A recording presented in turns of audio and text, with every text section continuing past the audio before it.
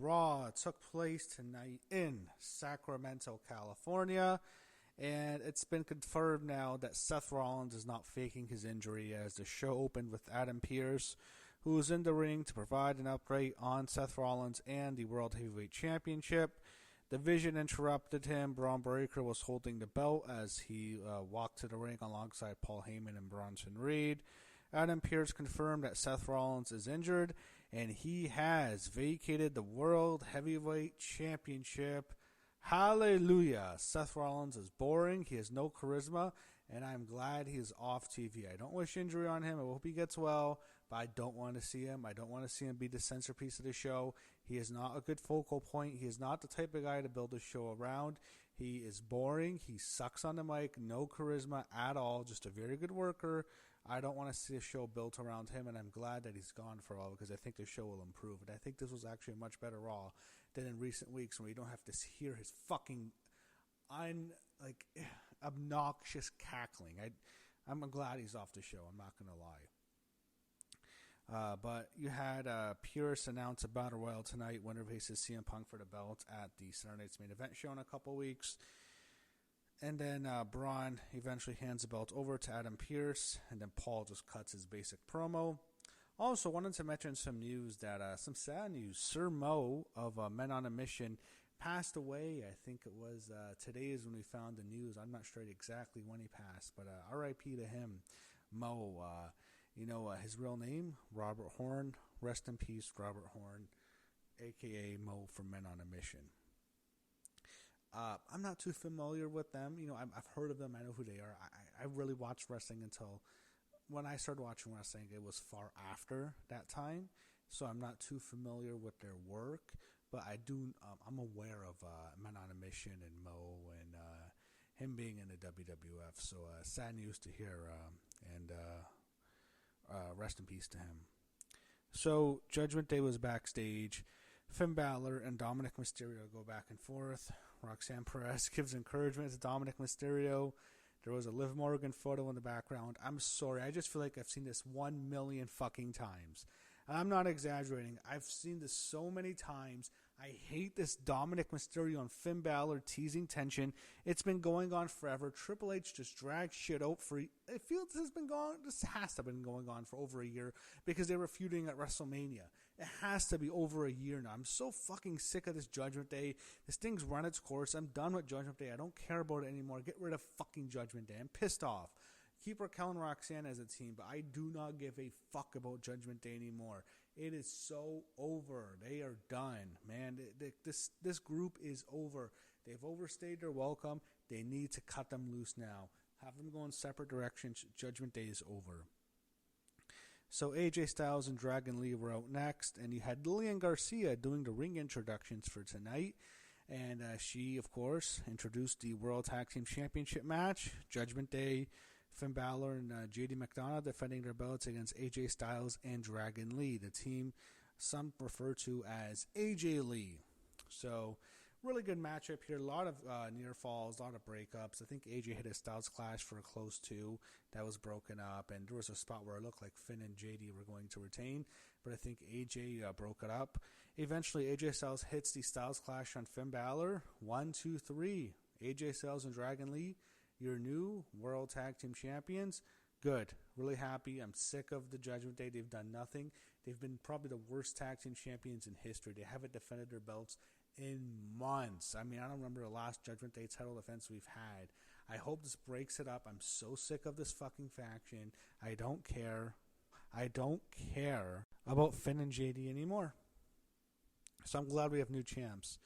We go to the locker room. The Usos are talking about the Battle Royal tonight. Jimmy's basically bad-mouthing Roman for a bit. Jay says he might be right. I don't care. I'm so sick of this. I don't like Jay. I think if you've watched my videos, listened to my podcast over the past year or so, or close to a year, you know I am no fan of Jay Uso. Main event my ass. This guy sucks. So Dominic Mysterio's out next. He cuts a quick promo before Rusev comes out, and then we get our second title match. It was almost like a Night of Champions edition of Raw. or maybe a Clash of the Champions edition of Raw. We got Dominic Mysterio defending his Intercontinental Championship against Rusev. So fans love Dom for some reason. I find him boring. I don't like his look. I think he's overpushed. I don't mind him as part of the show. I think he's entertaining and good comedy relief. I just don't want to see him continuously pushed as Intercontinental Champion. He's been champ since WrestleMania, and it's just been boring in my opinion.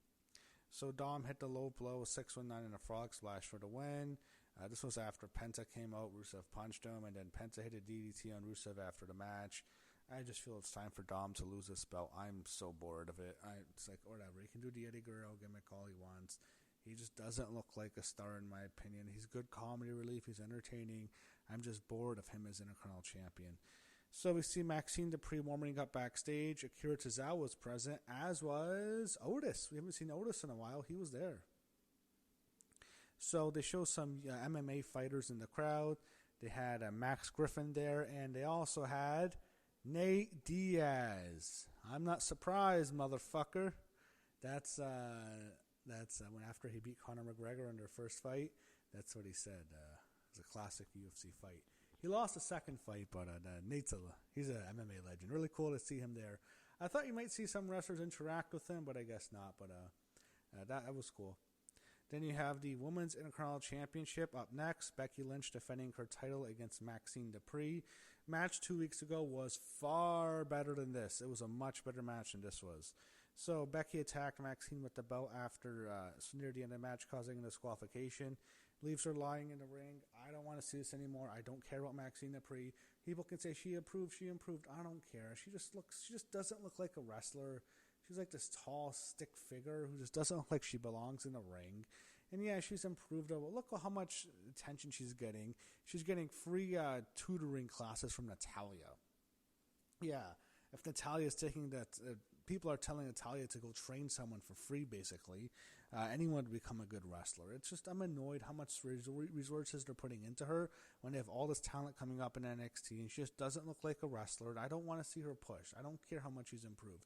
I don't care if the fans get behind her. I don't want to see Maxine push. I don't want them to give her a big push, and I'm afraid they will. And I don't care about this. And Becky Lynch loves Maxine Dupree so much, she really wants to wrestle her. And now she's continuing this fucking feud. And we're going to go probably to Saturday night's main event with this. So the announcers mentioned that Rhea broke her nose in Japan. It's pretty bad. And by the way, I think she had a broken nose last year, and that's when she did the mask gimmick for War Games, if I'm not mistaken. So I guess she can do it again this year. But yeah, she did break her nose, and she's teaming with Io Sky in Japan. So we then went to a Kabuki Warriors video promo. It looks like the feud with Io and Rhea is over. It looks like they're going to go after Charlotte and Alexa for the women's tag team titles. Stephanie Vaquer was out next, and then we had Paul Heyman backstage talking to Adam Pearce outside his office. He says the Bronze are out of the match, Adam Pearce does, and then he makes Heyman say please to put them back in. He kind of embarrasses him.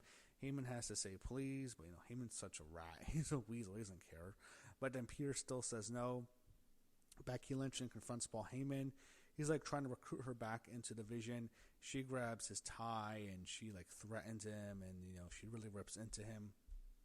So they're at least mentioning that, but I just hope we don't have to have a feud with Becky Lynch in division. I really don't want to see that, especially with Rollins gone. I want to forget about Seth Rollins as much as I can, and to be honest, I kind of hope he misses WrestleMania in a way, because I'm just not a fan. I'll be honest. You had Stephanie Vaquer and Roxanne Perez up next, and this was when Roxanne's in the ring, and Raquel Rodriguez is with her, so Roxanne got out of the Devil's Kiss early. Eventually, she got the heat on Stephanie after Raquel attacked her. And then Stephanie, back at the break, she finally hits a Devil's Kiss. Everyone loves it. Everyone goes crazy.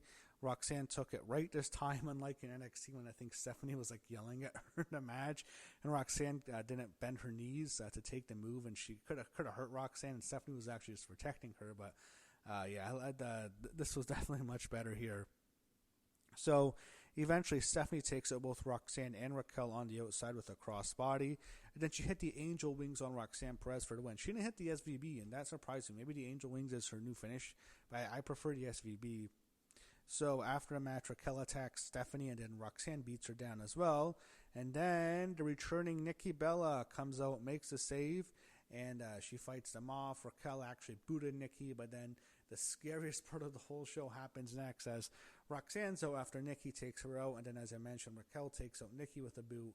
Stephanie comes off the ropes for a springboard, and she like trips and like she lands on one of her legs, and it looks like her knee buckles, and she like hits Raquel with a clothesline, and Stephanie is limping, and this is scary. It's like, oh no, did she just tear her ACL? That's what it looks like. It was a scary spot. I was worried. I thought she tore her ACL. I'm not going to lie.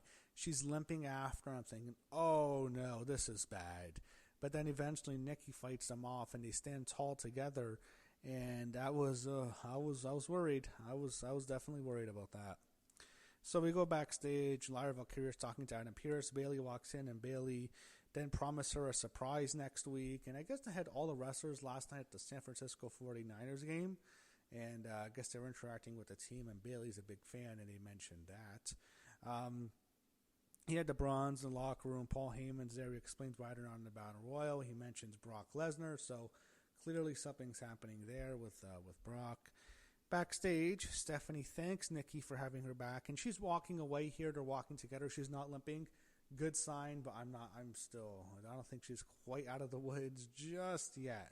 That was definitely a scary spot tonight. So Nikki seemingly teases a future program with Stephanie. They hug after, but it's clear Nikki's going to turn on Stephanie, go heel, and Stephanie's going to eventually beat Nikki. But I think that's the next program. Maybe that happens on John Cena's last match after tonight's main event. They can do that there. That would actually make sense.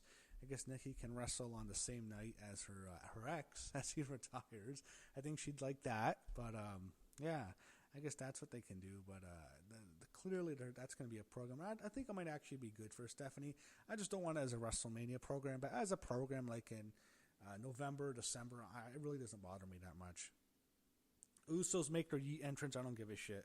So the Battle Royal was next. CM Punk was the last person to come out, and he joins the commentary booth. We heard him on commentary. I'll be honest, this is kind of boring. I'm just thinking to myself, don't make me watch another Jey Uso main event. I don't think he's going to be world champion again, but just don't make me watch a Jey Uso main event. He's one of the worst wrestlers I've ever seen. I don't want to watch Jey Uso in a fucking Saturday Night's main event. I hate this fucking guy. So Jimmy saves Jay twice in the match. Jay eventually eliminates Jimmy and LA Knight as they're on the ropes, and he eliminates Dom for the win. That's all I remember. It was a generic battle royal. I really didn't care that much about it. It's thrown together at the last minute. Jay wins, and then we have another Jey Uso main event. He'd stare down Punk to end the show, and that's how Raw ended. So we have to watch. Jey Uso is now back in the fucking title picture. That's a crime against humanity, WWE. But otherwise, I thought tonight was pretty good. I kind of like the Clash of the Champions feel in a way. That's how the show started. He had some good wrestling, and it was actually an easier show to watch with Rollins gone, to be honest, because he's always the focal point of his show, and his segments drag on forever. He's awful on the mic. The cackling is just obnoxious. He's not a pleasant guy to listen to. His voice is raspy. It's unpleasant. I'm glad he's off the show. I don't want him to get hurt. I don't wish any harm on him, but I'm glad he's off the show. I'm not going to lie. I think it was a much easier watch with him gone, and at least him not being the focal point. That definitely helps. And I actually enjoyed Raw for the most part a little bit more than I usually do because there was no Seth Rollins.